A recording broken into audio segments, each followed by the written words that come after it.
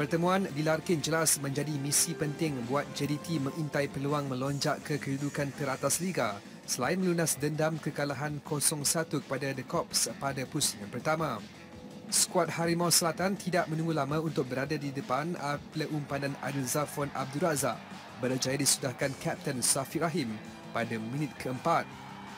10 minit berselang, giliran Aidil pula hampir mencetak nama selaku penjaring namun percubaannya sekadar terkena palang untuk kedudukan 1-0 pada babak pertama. Bersambung babak kedua, JDT terus melancarkan serangan bertali arus ke kubu PDRM sebelum memperoleh gol kedua sekali lagi menerusi Safiq hasil hantaran Luciano Figueroa pada minit ke-55. PDRM yang enggan mengalah kemudian dihadiahkan sepakan penalti selepas Mahmadus Sumareh dikasari dan peluang itu berjaya disempurnakan Draman Traore pada minit ke-82.